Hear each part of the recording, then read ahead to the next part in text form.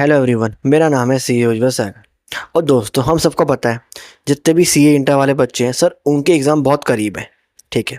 और सर, अगर आपको एग्ज़ाम में अच्छा स्कोर करना है तो एमसीक्यू आपको सही करके आने ही पड़ेंगे। ठीक है। अब सर, एमसीक्यू की प्रैक्टिस कहाँ से करें? तो सर, हमें पता है हमारे इंस्टीट्यूट आईसीएआई ने एक पूरी बुकलेट निकाली है जहाँ पे उन्हें बहुत सारे एमसीक्यू कवर करे हैं। ठीक है। तो सर, अब दिक्कत ये सर, टाइम तो बचा है नहीं, तो सर कैसे सारे एमसीक्यू कवर करें कि एक एक क्वेश्चन सॉल्व करने बैठे? या देखो, इतना टाइम नहीं है। तो मैंने आपके लिए इनकम टैक्स और जीएसटी में तो मैं आपकी हेल्प करने के लिए मैं एक पूरी रिवीजन सीरीज़ लेके आ रहा हूँ। सर, उसमें हम क्या करेंगे? देखो, पूरा क्वेश्चन सॉल्व करने का टाइम नहीं है, तो मैंने एक समरी बनाई है सर। सबसे पहले तो जिसमें मैंने इंक्लूड करा है एक टॉपिक इंडेक्स, कि कौन कौन से टॉपिक के ऊपर आईसीएआई ने कौन कौन से क्वेश्चन में पूछा है। ठीक है सर। उसके बाद हमने एक सेक्शन वाइज भी समरी बनाई है, और सर इसके अलावा हमने क्वेश्चन वाइज भी समरी बनाई है, जहाँ हमने लिखा है सर हर क्वेश्चन के अंदर कौन कौन सा कॉन्सेप्ट कवर करा गया है, क्या क्या पूछा गया और आपको क्या क्या चीज़ें ध्यान रखनी है। ठीक है सर। क्या आप हमें सिर्फ ये पीडीएफ ही दोगे? नहीं, तो मैं एक पूरी रिवीजन सीरीज़ लेके आ रहा हूँ, जैसे जिसमें हर वीडियो के अंदर हम एक क्वेश्चन कवर करेंगे। हम देखेंगे सर उस क्वेश्चन में कौन कौन से कॉन्सेप्ट कवर करें हैं, उनको रिवाइज करेंगे। अलॉन्ग विद मैं आपको बताऊंगा कि आपको कौन कौन सी बातें ध्यान रखनी। तो अगर आपके पास पूरी बुकलेट सॉल्व करने का टाइम नहीं है, तो आप मेरी रिवीजन सीरीज़ फॉलो करो सर, जिससे आपको बहुत हेल्प होने वाली है। और आज की वीडियो स्टार्ट करते हैं। तो आज की वीडियो में हम कवर करेंगे सर के सिनेरियो नंबर 40। तो देखो, यहाँ पे आईसीएआई का फोकस है सर गिफ्ट टैक्सेशन के ऊपर। ठीक है। अब सर देखो, केस ऑफ जो क्वेश्चन है उसकी समरी क्या है। तो सर, एक बंदा है मिस्टर अक्षय, उसे रिसीव हुए मल्टीपल बर्थडे गिफ्ट्स। ठीक है सर, अपने पेरेंट्स से भी, wife, sister, uncle, cousin, friends. ठीक है। एंड लेटर उसने कुछ गिफ्ट आगे बेच दिए, sold some of the gifted jewellery to invest as a partner capital. ठीक है। अब सर, इस क्वेश्चन में आईसीएआई ने आपके कौन कौन से कॉन्सेप्ट जज करे? सबसे पहला सर, जो आईसीएआई ने जज करा सर, क्या सर, एक चीज़ ध्यान रखना। अगर आपको गिफ्ट मिला, ठीक, अगर तो आपको गिफ्ट मिला अपने रिलेटिव से, अब सर इसकी डेफिनेशन क्या है, ये आपको रिवाइज करनी पड़ेगी। या अगर आपको गिफ्ट मिला अपने किसी नॉन रिलेटिव से, अगर तो सर आपको गिफ्ट मिला अपने किसी रिलेटिव से, तो सर वो ऑलवेज एग्जेम्प्ट होता है, आपको इसके ऊपर कोई भी टैक्स पे करने की जरूरत नहीं होती। ठीक है, चाहे उसकी अमाउंट कितनी भी हो। तो ये चीज़ ध्यान रखना।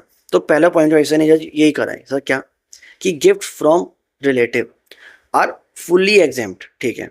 और सर क्वेश्चन के अंदर आपको दिया है फादर, ब्रदर, अंकल, तो सर अंकल भी आपके रिलेटिव होते हैं। अगर आप डेफिनेशन पढ़ोगे तो उनसे जो गिफ्ट मिला पूरा एग्जेम्प्ट होगा। ठीक है। तो पहले पॉइंट की मैं कहूँगा सर, आपको रिलेटिव की डेफिनेशन अच्छी तरह रिवाइज होनी चाहिए। ठीक है सर। अगला पॉइंट क्या आता है, गिफ्ट फ्रॉम नॉन रिलेटिव और सर ऑफ कैश। अगर सर आपको अपने किसी नॉन रिलेटिव से सर कैश गिफ्ट में मिलता है, तो सर वो टैक्सेबल होगा या नहीं? तो देखो, उसके लिए लिमिट है सर 50,000 की। सर आप देखो, आपको टोटल कैश कितना गिफ्ट मिला अपने सारे नॉन रिलेटिव से, सबको ऐड करो। अगर तो सर वो अप टू 50,000 है इन अ ईयर, तो सर वो एग्जाम्प्ट होगा। और अगर इससे ज़्यादा है तो पूरा टैक्सेबल होकर चलेगा। तो सर अगर हमें कैश गिफ्ट में मिल रहा है, तो सर उसकी लिमिट कितनी है? 50,000 पर एनम, और एग्रीगेट सबका मिला के। तो सर देखो, मैंने यही कहा, गिफ्ट फ्रॉम नॉन रिलेटिव्स, और यहाँ से बात करूँ कैश की, और fully exempt if aggregate value in the year does not exceed 50,000। Once the aggregate exceed 50,000, तो एंटायर अमाउंट टैक्सेबल होकर चलेगी। ठीक है। ठीक है। और सर अगला पॉइंट जो बात करके चलता है, वो सर बात करके चलता है मूवेबल एसेट की। अगर किसी बंदे को मूवेबल एसेट्स गिफ्ट मिले ड्यूरिंग द ईयर, तो सर पहली बात तो वहाँ के लिए भी लिमिट कितनी है? 50,000। अगर 50,000 तक है तो फुली एग्जाम, उससे ऊपर तो टैक्सेबल। ठीक है सर। इसमें एक तो 50,000 की लिमिट है मूवेबल एसेट में। सर एक चीज़ और है, हर मूवेबल एसेट का गिफ्ट मिलना टैक्सेबल नहीं होता है, और कुछ स्पेसिफाइड मूवेबल एसेट दिए हैं। अगर आपको वही एसेट गिफ्ट में मिले हैं, तो हम उनके ऊपर ही 50,000 की लिमिट चेक करके चलेंगे। अगर आपको उन स्पेसिफाइड के अलावा कुछ और एसेट गिफ्ट मिले, तो सर वो तो टैक्सेबल होते ही नहीं है, वो कवर ही नहीं है। तो देखो सर, मैंने यहाँ पे यही कहा, ध्यान रखना। देखो, section 56 covers only specified movable properties. सिर्फ specified, like money, jewellery, shares, archaeological collection, drawing, painting, sculpture, bullion, virtual digital asset and immovable property. ठीक है सर, ये कुछ एसेट कवर है। अगर ये एसेट आपको गिफ्ट में मिले, तभी आपको 50,000 की लिमिट चेक करनी है। अगर इन एसेट के अलावा कोई और मूवेबल एसेट गिफ्ट में मिला, तो वो तो सर टैक्सेबल ही नहीं होता ना। और सर क्वेश्चन में गिवन है आपको car, a car is not a specified property, so gift जो आपको कार मिली is never taxable under this section regardless of the value. Value कुछ भी हो, डज नॉट मैटर। ठीक है सर जो अगला पॉइंट ऐसे ने कवर करा है वो सर क्या अच्छा पॉइंट है सर, सेक्शन 49 सर क्या कहता है सर, मान के चलो मुझे किसी से गिफ्ट में कोई प्रॉपर्टी मिली, ठीक है, मुझे गिफ्ट में कोई प्रॉपर्टी मिली, अब मैंने वो प्रॉपर्टी आगे आके बेच दी। सर जब मैं इस पर कैपिटल गेन कैलकुलेट करूंगा, पहली बात तो सर कैपिटल गेन किसके हाथ में टैक्सेबल होगा? सर जिस बंदे को गिफ्ट में मिली या जिसने गिफ्ट में दी, तो इनकम टैक्स एक्ट कहता है सर जिसको गिफ्ट में मिली, जो उस समय प्रॉपर्टी बेच रहा है सर उसके हाथ में कैपिटल गेन टैक्सेबल होगा। अब सर उसके लिए कॉस्ट क्या बनाऊं, क्योंकि सर इसने कुछ परचेज तो करी नहीं, इसको तो फ्री में मिल गई। तो इनकम टैक्स एक्ट कहता है जिस बंदे ने आपको गिफ्ट करी उसके हाथ में जो कॉस्ट थी वही आपके हाथ में कॉस्ट हो जाएगी, कॉस्ट ऑफ प्रीवियस ओनर। और जब आप होल्डिंग पीरियड निकालोगे ना, तो जिस बंदे ने आपको गिफ्ट करी जो वहाँ जब उसने खरीदी थी वहाँ से लेकर आप होल्डिंग पीरियड कैलकुलेट करके चलोगे, ठीक है।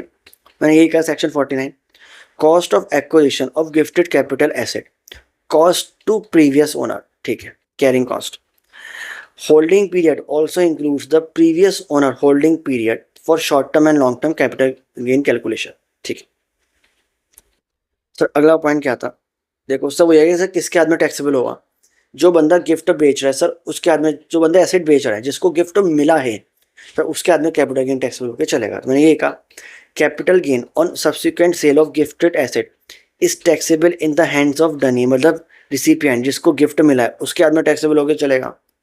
Who actually sold it, not club back to the donor, donor के हाथ में क्लबिंग कोई होकर नहीं चलेगी अनलेस क्लबिंग के प्रोविजन ना अप्लाई हो रहे हो, ठीक है। तो सर इस तरह हमने केस सिनेरियो नंबर 14 भी कवर करा। तो सर बताना ये वीडियो कैसी लगी। ये मेरी एक नई सीरीज़ है जिसमें एक एक क्वेश्चन कवर कर रहा हूँ, सारे इंपॉर्टेंट पॉइंट कवर कर रहा हूँ, क्योंकि अगर जिन बच्चों के पास सर टाइम नहीं है पूरे क्वेश्चन सॉल्व करने का, तो एटलीस्ट मेरी वीडियोस देख के उनका सारे ट्रिकी पॉइंट तो कवर हो जाएंगे। और सर कमेंट से बताना कोई फीडबैक हो। सर जो मैंने समरी बनाई है ये आपको मेरे टेलीग्राम पर मिल जाएगी, तो अभी जाके टेलीग्राम ज्वाइन करो और जो भी फीडबैक हो वो ज़रूर बताना कमेंट्स में। And thanks for watching.